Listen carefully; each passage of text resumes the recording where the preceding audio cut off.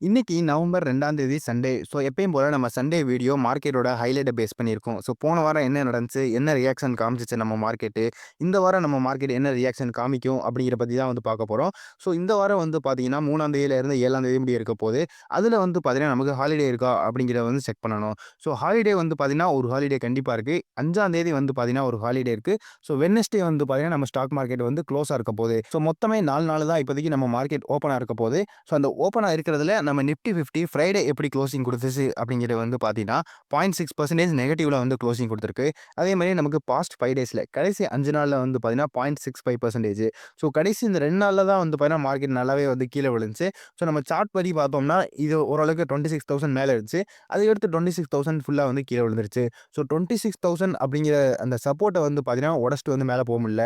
அதே மாரி ரெசிஸ்டன்ஸ் வந்து பார்த்தீங்கன்னா, வந்து தொட்டு தொட்டு வந்து கீழ விழுந்துருது. ஒரு ஒரு விஷயத்த நீங்க கண்டிப்பா வந்து நெனைப்பீங்க.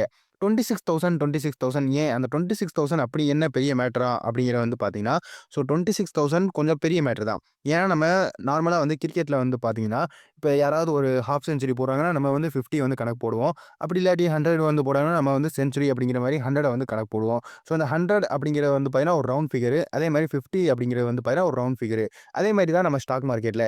25,000 அதே மாரி 26,000 இது எல்லாமே வந்து பார்த்தீங்கன்னா, ஒரு ரவுண்ட் ஃபிகரா இருக்கும். இந்த 25,000, 26,000 அப்படிங்கிற ஒரு ஒரு மெயின் பாயிண்ட், இம்பார்ட்டன்ட் பாயிண்ட்டா இருக்கும். 25,500ம் ஒரு இம்பார்ட்டன்ட் பாயிண்ட்டா இருக்கும். அந்த ஒரு ரவுண்ட் ஃபிகர் வந்து பார்த்தீங்கன்னா, ஒரு இம்பார்ட்டன்ட் பாயிண்ட் இருக்கும். அத வந்து பார்த்தீங்கன்னா, மார்க்கெட் வந்து ரொம்ப இம்பார்ட்டன்ட் குடுக்கும். அந்த ரொம்ப இம்பார்ட்டன்ட் பாயிண்ட் தான் வந்து பார்த்தீங்கன்னா, இப்போதைக்கு உடைச்சுட்டு வந்து கீழ விழுந்திருக்கு. ஃபர்ஸ்ட்டு என்ன காரணம் அப்படிங்கிறது வந்து பார்த்தீங்கன்னா, முன்னாடி போன வாரம் என்ன நடந்துச்சு அப்படிங்கிற ஒரு டக்குனு ஒரு ஹைலைட்ட வந்து முடிச்சுருவோம். ஃபெட் வந்து ரேட் கட் பண்ணாங்க. அதுல வந்து பார்த்தீங்கன்னா, ரேட் கட் பண்ணாங்க. பட் டிசம்பர்ல வந்து ரேட் கட் ஆகாது அப்படிங்கிறனால வந்து கீழ விழுந்துருச்சு. அடுத்து பார்த்தீங்கன்னா, நம்ம யுஎஸ், சைனா மீட்டிங் நடந்துச்சு. அந்த யுஎஸ், சைனா மீட்டிங்ல வந்து பார்த்தீங்கன்னா, ட்ரேட் டீல பத்தி நெறைய பேசினாங்க. ட்ரேட் டீல்ல வந்து பார்த்தீங்கன்னா, ஒரே ஒரு கொஸ்டின் மார்க் வந்து விழுந்துருச்சு. அந்த ரேர் எர்த் வந்து பார்த்தீங்கன்னா, நமக்கு ரேர் எர்த் வந்து 1 இயர்க்கு தான் வந்து டீல் பேசியிருக்காங்க. அந்த 1 இயர் டீல் வந்து பார்த்தீங்கன்னா, அவ்வளவா வந்து அக்செப்ட் பண்ண முடியல யாராலயும். அந்த 1 இயர் டீல்ல வந்து பார்த்தீங்கன்னா, லைட்டா வந்து இங்க அன்சர்டனிட்டி இருக்கு. உங்களுக்கு டீட்டெயிலா வந்து பார்க்கணும்னா, இந்த வீடியோ வந்து சேனல்ல வந்து செக் பண்ணி பாருங்க. அடுத்து நம்ம செபியோட சேர்மன் வந்து பார்த்தீங்கன்னா, நிஃப்டி பேங்க்ல ஒரு புது ரூல்ஸ் வந்து கொண்டு வந்திருக்காங்க. அந்த புது ரூல்ஸ் வந்து பார்த்தீங்கன்னா, இப்போதைக்கு நம்ம நிஃப்டி பேங்க்ல வந்து 12 ஸ்டாக் இருக்கு. அத வந்து 14ஆ மாத்தணும் அப்படிங்கிற மாரி சொல்லியிருக்காங்க. அதுக்கடுத்து டாப் ஸ்டாக் லிமிட்டெட் வந்து பார்த்தீங்கன்னா, 20% இருக்கணும். அடுத்து மொத்தமா வந்து 3மே சேர்த்து வந்து பார்த்தீங்கன்னா, 45% இருக்கணும் அப்படிங்கிற மாரி ஒரு புது ரூல்ஸ் வந்து கொண்டு வந்திருக்காங்க. இதுவும் வந்து பார்த்தீங்கன்னா, ஒரு ஃபுல் டீட்டெயில் உங்களுக்கு தெரிஞ்சுக்கணும்னா, இந்த வீடியோ வந்து செக் பண்ணி பாருங்க. அதுக்கடுத்து அந்த HDFC பேங்க், ஐசிஐசிஐ பேங்க் வந்து பார்த்தீங்கன்னா, அந்த புது ரூல்ஸால ரொம்பவே வந்து அடி வாங்குச்சு. 1% அதுக்கடுத்து 1.26% வந்து பார்த்தீங்கன்னா, இங்க வந்து கீழ வந்திருக்கு. நிஃப்டி பேங்க்க வந்து கண்ட்ரோல் பண்றது அந்த 2 ஸ்டாக் தான். அதனால மொத்தமா வந்து நிஃப்டி பேங்க்கையும் லைட்டா வந்து கீழ கொண்டு வந்திருக்கு. அதனால நம்ம ஃப்ரைடே வந்து பார்த்தீங்கன்னா, இந்த ஹோல் மார்க்கெட்டே வந்து கொஞ்சம் கீழ விழுந்துச்சு. இந்த நிஃப்டி பேங்க்கு இங்க அடி வாங்குறதுக்கு இந்த ஃபுல் நியூஸ் வந்து பார்த்தீங்கன்னா, நம்ம இண்டெக்ஸ் ஃபண்டையும், அதே மாரி இடிஎஃப்பையும் கொஞ்சம் பாதிக்கும். ஏன்னா நிஃப்டி பேங்க் இண்டெக்ஸ்ல அதே மாரி நிஃப்டி பேங்க் இடிஎஃப்ல வந்து பார்த்தீங்கன்னா, தனியா வந்து ஒரு சில பேரு வந்து இன்வெஸ்ட் பண்ணுவாங்க. இந்த நிஃப்டி பேங்க் இண்டெக்ஸ் இடிஎஃப்லயும், அதே மாரி நிஃப்டி பேங்க் இண்டெக்ஸ் ஃபண்ட்லயும் இந்த இண்டெக்ஸ் ஃபண்ட் வந்து பார்த்தீங்கன்னா, மியூச்சுவல் ஃபண்ட். இந்த மியூச்சுவல் ஃபண்ட்ல இன்வெஸ்ட் பண்றவங்க HDFC பேங்கோட ஷேர் வந்து பார்த்தீங்கன்னா, லைட்டா வந்து குறையும். அதே மாரி வந்து பார்த்தீங்கன்னா, ஐசிஐசிஐ பேங்க் வந்து ஷேர் வந்து குறையும். அதனால இந்த HDFC பேங்க், நிஃப்டி பேங்க் வந்து பார்த்தீங்கன்னா, கொஞ்சம் வந்து கீழ விழுந்திருக்கு.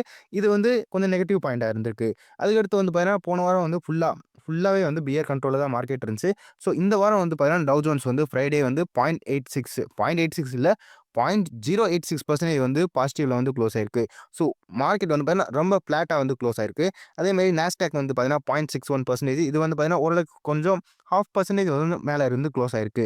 இது வந்து பார்த்தீங்கன்னா, நம்ம அமேசானோட ரிசல்ட் வந்துச்சு. அமேசான் ரிசல்ட் வந்து பார்த்தீங்கன்னா, நல்லா வந்துச்சு. அந்த நல்லா வந்தனால வந்து பார்த்தீங்கன்னா, நம்ம நாஸ்டாக் வந்து ஓரளவுக்கு கொஞ்சம் மேல ஏறியிருக்கு. எப்படி வந்திருக்கு அப்படிங்கிறது வந்து பார்த்தீங்கன்னா, 9.58% வந்து பாசிட்டிவ்ல வந்து குளோஸ் ஆயிருக்கு. அதனால நம்ம நாஸ்டாக் இண்டெக்ஸ் வந்து பார்த்தீங்கன்னா, கொஞ்சம் பாசிட்டிவ்ல வந்து குளோஸ் ஆயிருக்கு.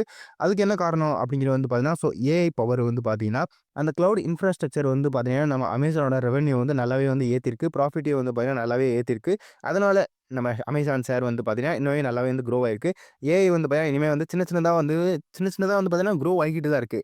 அந்த ஏஐ குரோ ஆகுறனால, நம்ம கண்டிப்பா எல்லா அமேசான் ஷேரு அதேமாரி எல்லா ஏஐ கம்பெனியும் வந்து பார்த்தீங்கன்னா, குரோ ஆகிட்டே தான் இருக்கும். அதேமாரி வந்து பார்த்தீங்கன்னா, நம்ம கூகுள் கம்பெனியும் முன்னாடி வந்து ஏறுச்சு. அடுத்து மெட்டா பிளாட்ஃபார்ம் வந்து பார்த்தீங்கன்னா, நாங்க ஏஐல நெறைய செலவழிக்க போறோம் அப்படிங்கிறதுனால வந்து பார்த்தீங்கன்னா, அது வந்து நெறைய வந்து கிட்டத்தட்ட ஒரு 10% கீழ விழுந்துருச்சு. அடுத்து நவம்பர் 1ஆம் தேதி. ஸோ நேத்து பார்த்தீங்கன்னா, நமக்கு ஆட்டோ கார் சேல்ஸ் டேட்டா வந்துச்சு. So auto car sales data எப்படி வந்திருக்கு அப்படிங்கிறது வந்து பார்த்தீங்கன்னா, first Maruti Suzuki. So Maruti Suzuki பார்த்துக்கோங்க 2,16,537 கார் வந்து வித்திருக்காங்க. ஸோ இதில வந்து பார்த்தீங்கன்னா, எல்லா டைப்பான கார் இருக்கும். அதுவும் வந்து பார்த்தீங்கன்னா, அக்டோபர் டேட்டா. ஸோ அக்டோபர்ல வந்து பார்த்தீங்கன்னா, இவ்வளோ கார் வந்து வித்திருக்காங்க. அதேமாரி year on year. So year on year வந்து பார்த்தீங்கன்னா, 10.48% வந்து மேல வந்து குரோ ஆயிருக்கு. அதாவது போன வருஷத்த விட வந்து பார்த்தீங்கன்னா, இந்த வருஷம் இந்த மாசம் அக்டோபர் மாசம் வந்து பார்த்தீங்கன்னா, 10% 10% வந்து பார்த்தீங்கன்னா, எக்ஸ்ட்ரா வந்து கார வித்திருக்காங்க. அதேமாரி Tata Motors. So Tata Motors வந்து பார்த்தீங்கன்னா, 61,295 கார் வந்து வித்திருக்காங்க. ஸோ போன வருஷத்தோட கம்பேர் பண்ணோம்னா 26.6% வந்து குரோ ஆயிருக்கு. நம்ம ஈவி கார் சேல்ஸ் வந்து பார்த்தீங்கன்னா, ஈவி காரும் வந்து நெறையா வித்திருக்காங்க. அதுக்கடுத்து மஹிந்திரா வந்து பார்த்தீங்கன்னா, 71,624 வந்து வித்திருக்காங்க.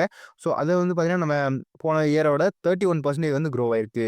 அதுக்கடுத்து நம்ம ஹியூண்டை மோட்டார். ஸோ ஹியூண்டை மோட்டார் வந்து பார்த்தீங்கன்னா, 69,894 கார் வந்து வித்திருக்காங்க. ஸோ அதுல நம்ம இயர் ஆன் இயர் குரோத் வந்து பார்த்தீங்கன்னா, -3.2% வந்து நெகட்டிவ்ல இருக்கு. இவங்க வந்து பார்த்தீங்கன்னா, இந்த அக்டோபர் மாசம் கம்மியா வந்து வித்திருக்காங்க. பட் எக்ஸ்போர்ட் வந்து பார்த்தீங்கன்னா, அதிகமா பண்ணியிருக்காங்க. 11% வந்து எக்ஸ்போர்ட் குரோத் வந்து அதிகமா இருக்கு. ஸோ இதான் இப்போதைக்கு நம்ம கார் சேல்ஸ் டேட்டா. அடுத்து நவம்பர் மாசம் வந்துருச்சு. ஸோ நவம்பர் மாசம் வந்து பார்த்தீங்கன்னா, நம்ம பிப்ரவரி மாசம் நடக்க போற பட்ஜெட்ட பத்தி வந்து பேச ஆரம்பிச்சுருவாங்க.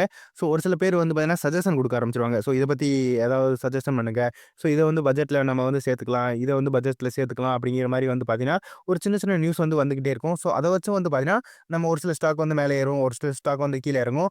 ஸோ ஹோல் மார்க்கெட்டே வந்து பார்த்தீங்கன்னா, மேல ஏறுறதுக்கு, ஹோல் மார்க்கெட் வந்து கீழ இறங்கறதுக்கு வந்து சான்ஸ் இருக்கும். ஸோ சஜஷன் கொடுக்கிறத பொறுத்து. இத பத்தி பேசுங்க. இத பத்தி வந்து நம்ம பட்ஜெட்ல வந்து ஆட் பண்ணலாம். இத வந்து நம்ம பட்ஜெட்லருந்து எடுத்துறலாம் அப்படிங்கிற மாரி நெறையா வந்து சஜஷன் குடுப்பாங்க. ஸோ அதையே வந்து நம்ம வந்து ஃபோக்கஸ் பண்ணிக்கிட்டே இருக்கணும். அடுத்து நம்ம ட்ரம்ப். ஸோ ட்ரம்ப் வந்து பார்த்தீங்கன்னா, இவரு வந்து எப்பயுமே வந்து ஃபோக்கஸ் பண்ணிக்கிட்டே இருக்கணும். இப்ப வந்து பார்த்தீங்கன்னா, அந்த 100% டாரிஃப். ஸோ சைனா மேல வந்து பார்த்தீங்கன்னா, 100% டாரிஃப் போட்டுருவேன் அப்படிங்கிற மிரட்டுனதுக்கு அடுத்து ஒரு பெரிய நியூஸ் இப்போதைக்கு எதுவுமே வரல. மேபி இந்த வாரம் இல்லாட்டி அடுத்த வாரம் கூட வரதுக்கு சான்ஸ் இருக்கு. ஸோ இவரு வந்து பார்த்தீங்கன்னா, எப்பயுமே வந்து ஃபோக்கஸ் வச்சுக்கிட்டே இருக்கணும். இவர ஃபோக்கஸ் வைக்கலன்னா நம்ம ஸ்டாக் மார்க்கெட் வந்து பார்த்தீங்கன்னா, மேல கீழ வந்து ரொம்பவே வந்து கீழ இறங்கும். அடுத்து இந்த டொனால்ட் ட்ரம்ப்போட அந்த யுஎஸ் சைனா மீட்டிங் வந்து பார்த்தீங்கன்னா, அந்த டீல் சைன் பண்ணது. ஸோ டீல் வந்து பார்த்தீங்கன்னா போட்டுருக்காங்க. பட் சைன் பண்ணது வந்து பார்த்தீங்கன்னா, நெக்ஸ்ட் வீக் இந்த வாரம் வந்து போடுறத பத்தி பேசியிருக்காங்க.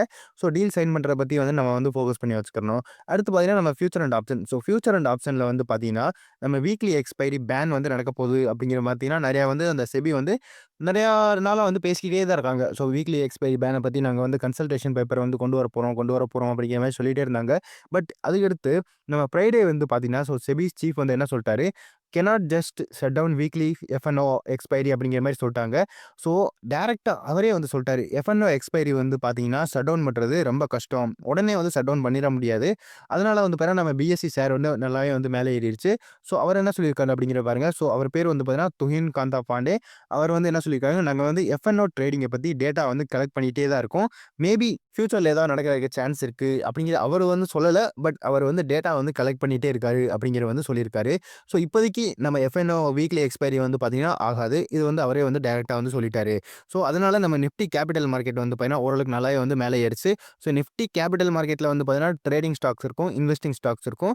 ஸோ இன்வெஸ்டிங் ஸ்டாக்ஸ் வந்து அவ்வளவா இதுக்கு எந்த சம்மந்தமே கிடையாது. பட் ட்ரேடிங் ஸ்டாக்ஸ் வந்து பார்த்தீங்கன்னா, இதுக்கு வந்து ரொம்பவே சம்மந்தமா இருக்கும். அதுகூட வந்து பார்த்தீங்கன்னா, நம்ம Zerodhaவோட சிஇஓ வந்து பார்த்தீங்கன்னா, அவர் வந்து சொல்லியிருந்தாரு. நான் வந்து டெலிவரி ட்ரேட்ல வந்து நான் சார்ஜஸ் வந்து ஏத்தப் போறேன் அப்படிங்கிற மாரி வந்து சொல்லியிருந்தாரு. செபி வந்து வீக்லி எக்ஸ்பைரிய போட்டாங்கன்னா, அந்த வீக்லி எக்ஸ்பைரி பேன் வந்து போட்டாங்கன்னா, நான் வந்து டெலிவரி சார்ஜஸ் வந்து ஏத்துவேன் அப்படிங்கிற மாரி வந்து சொல்லியிருந்தாரு. பட் இப்ப வந்து டைரக்ட்டா சொல்லிட்டாங்க. வீக்லி எக்ஸ்பைரி வந்து பேன் பண்றது ரொம்ப ஈஸி கிடையாது அப்படிங்கிற மாரி அவரே வந்து சொல்லிட்டாரு. அடுத்து நம்ம யூஎஸ்ல வந்து பார்த்தீங்கன்னா, இன்னும் வந்து பார்த்தீங்கன்னா, கவர்ன்மென்ட் ஷட்டவுன் வந்து போய்க்கிட்டே தான் இருக்கு. இன்னைக்கு வந்து பார்த்தீங்கன்னா, இன்னைக்கோட சேர்த்து வந்து பார்த்தீங்கன்னா, டே 32 நாள் ஆச்சு கவர்ன்மென்ட் ஷட்டவுன் ஆகி. இன்னும் வந்து பார்த்தீங்கன்னா, இப்போதைக்கு எந்த ரிசல்ட்டுமே வரல. போன ஷட்டவுன் வந்து பார்த்தீங்கன்னா, 2018லேருந்து 2019 முடிய வந்து நடந்துச்சு. அதுவும் வந்து பார்த்தீங்கன்னா, 35 நாள் நடந்துச்சு. ஸோ இப்போ வந்து பார்த்தீங்கன்னா, 32 நாள் நடந்திருக்கு. இந்த ரெக்கார்ட வந்து பார்த்தீங்கன்னா, நம்ம ட்ரம்ப் வந்து உடைக்கிறதுக்கு நெறைய வந்து சான்ஸ் இருக்கு. ஸோ மேபி அவரே வந்து நெனைக்கலாம். நான் வந்து இந்த ரெக்கார்ட வந்து உடைக்கணும்னு நெனைக்கிறேன் அப்படிங்கிறனால வந்து பார்த்தீங்கன்னா, இன்னும் வந்து அந்த யுஎஸ் கவர்ன்மென்ட் ஷட்டவுன் வந்து இன்னும் முடியல. ஸோ அந்த 35 நாள் வந்து இப்போதைக்கு உடையுமா இல்லையா அப்படிங்கிறது வந்து பார்த்தீங்கன்னா, கொஞ்சம் இங்க இப்போதைக்கு ஃபோக்கஸா இருக்கு. பிளஸ் அது கூட வந்து பார்த்தீங்கன்னா, அங்க இந்த யுஎஸ் ஷட்டவுன் நடக்கிறனால கொஞ்சம் நெகட்டிவ் பாயிண்ட் தான். அதுக்கடுத்து நம்ம எஃப்ஐஐ வந்து பார்த்தீங்கன்னா, அவங்க வந்து இப்போதைக்கு வித்துக்கிட்டே தான் இருக்காங்க. ஸோ கடைசி 3 நாள்ல வந்து பார்த்தீங்கன்னா, நெறையவே வந்து வித்துட்டு போயிட்டாங்க. பட் மந்த்லி டேட்டா பத்தி பார்த்தோம்னா, அவ்வளவா வந்து விக்கல. அதுக்கடுத்து நம்ம gold and silver. So gold வந்து பார்த்தீங்கன்னா, இப்போதைக்கு நம்ம நார்மல் மார்க்கெட்ல வந்து பார்த்தீங்கன்னா, 1,24,430 போய்க்கிட்டு இருக்கு. அதேமாரி நம்ம எம்செக்ஸ்ல வந்து பார்த்தீங்கன்னா, 1,21,284 போகுது. ஸோ எவ்வளோக்கு எவ்வளோ வந்து நம்ம ட்ரம்ப் வந்து அப்படி இப்படிங்கிற ஏதாவது வந்து விளையாடுவாரோ, அப்பதான் வந்து பார்த்தீங்கன்னா கோல்டு வந்து மேலே ஏறும். அதுக்கடுத்து நம்ம சில்வர் வந்து பார்த்தீங்கன்னா, இப்போதைக்கு ரூ. 1,48,399 இருக்கு. கோல்டு வந்து எவ்வளோக்கு எவ்வளோ மேலே ஏறுமோ, சில்வர் வந்து பார்த்தீங்கன்னா, அதோட கொஞ்சம் டபுளா வந்து மேலே ஏறும். இது வந்து என்ன அப்படிங்கிறத வந்து தெரிஞ்சுக்கணும். பட் ட்ரம்ப் விளையாடுற முடிய வந்து பார்த்தீங்கன்னா, கோல்டு, சில்வர் வந்து எதுவுமே வந்து மேலே கீழ இறங்காது. ஓரளவுக்கு இப்போதைக்கு கொஞ்சம் ஸ்டேபிளா தான் வந்து போய்க்கிட்டு இருக்கும். ஸோ இந்த வீடியோல அவ்வளோதான். அடுத்த வீடியோல பார்ப்போம். நான் தான் ஸ்டாக்கர். Good bye.